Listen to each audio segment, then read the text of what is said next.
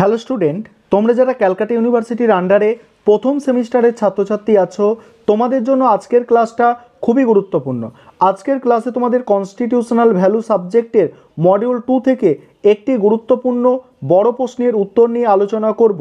তোমাদের constitutional value সাবজেক্টের 25 নম্বরের বড় প্রশ্ন পরীক্ষায় আসে, সেক্ষেত্রে 15 যোগ 10 এইভাবে প্রশ্ন আসতে পারে, বা 10 যোগ 15 এইভাবে প্রশ্ন আসতে পারে। আজকে যে প্রশ্নের উত্তরটা নিয়ে আলোচনা করছি, এটা 10 বা 15 নম্বরে তোমাদের আসতে পারে। প্রশ্নটা কি আছে, ভারতের সংবিধানের 51 ক ধারায় উল্লেখিত মৌলিক কর্তব্যগুলি আলোচনা করো। এর সঙ্গেই আছে মৌলিক কর্তব্যের বৈশিষ্ট্যগুলি লেখো। দেখো অ্যান্সারটা দেখে নাও। প্রথমে তোমাদের লিখতে হবে একটা ভূমিকা। সেখানে কি লিখবে? কর্তব্য ছাড়া নাগরিকদের অধিকার ভোগ সম্ভব নয়। সেই উপলব্ধি থেকে শরণ সিং কমিটির প্রতিবেদনের ভিত্তিতে 1976 সালে 42তম সংবিধান সংশোধনের মাধ্যমে সংবিধানের চতুর্থ অংশে 4 ক নামক একটি নতুন অংশে নাগরিকদের মৌলিক কর্তব্যগুলিকে সংযোজন করা হয়। উল্লেখ্য, এই অংশের 51 ক ধারায় ভারতের নাগরিকদের জন্য 10টি মৌলিক কর্তব্য পালনের কথা বলা হয়েছে। পরবর্তীকালে 2002 সালে 86তম সংবিধান সংশোধনের মাধ্যমে 51 ক ধারাটির মধ্যে একটি নতুন মৌলিক কর্তব্য সংযোজিত করা হয়। ফলে বর্তমানে সংবিধানে ভারতীয় নাগরিকদের মোট মৌলিক কর্তব্যের সংখ্যা 11। সংবিধানের 51 ক ধারায় উল্লেখিত মৌলিক কর্তব্যসমূহ। 1 নম্বর কি? সংবিধান মান্য করা এবং সাংবিধানিক আদর্শ প্রতিষ্ঠানসমূহ, জাতীয় পতাকা, জাতীয় স্রোত এর প্রতি শ্রদ্ধা প্রদর্শন। 2 হচ্ছে দেখো, যে সুমহান আদর্শগুলি আমাদের স্বাধীনতা সংগ্রামকে উদ্বুদ্ধ করেছিল সেগুলিকে পোষণ ও অনুসরণ করা। 3 ভারতের সার্বভৌমত্ব, ঐক্য, সংহতিকে সমর্থন ও সংরক্ষণ করা। 4 দেশ রক্ষা ও জাতীয় সেবামূলক কার্যে আত্মনিয়োগের জন্য আহুত হলে সাড়া দেওয়া।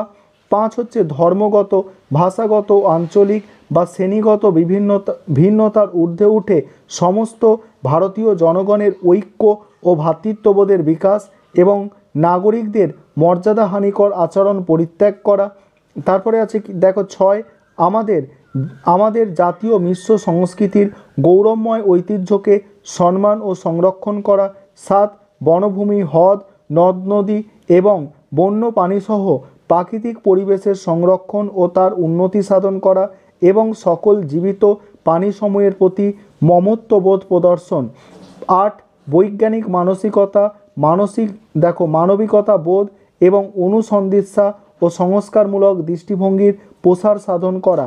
9 সকল সরকারি সম্পত্তি সংরক্ষণ ও হিংসা বর্জন করার শপথ গ্রহণ করা।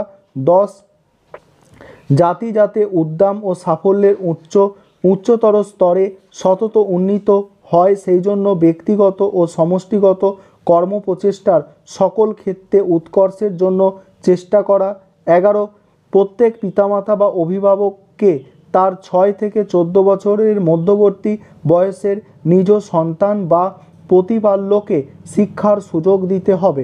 এবার দেখো মৌলিক কর্তব্যের বৈশিষ্ট্যগুলো দেখে নাও।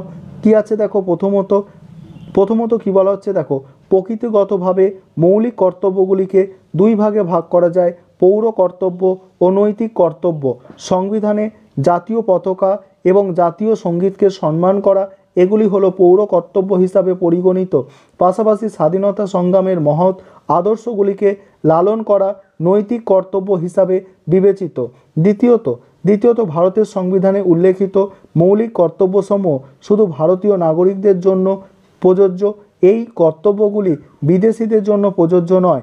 তৃতীয়ত রাষ্ট্র পরিচালনায় নির্দেশমূলক নীতির মতো মৌলিক কর্তব্যগুলি আদালত কর্তৃক বলবৎযোগ্য নয়, কারণ মৌলিক কর্তব্যগুলি মেনে চলার ক্ষেত্রে সংবিধান কর্তৃক কোনো বাধ্যবাধকতা ব্যবস্থা করা হয়নি এবং কর্তব্য লঙ্ঘনের কারণে কোনো শাস্তিবিধানের ব্যবস্থাও করা হয়নি।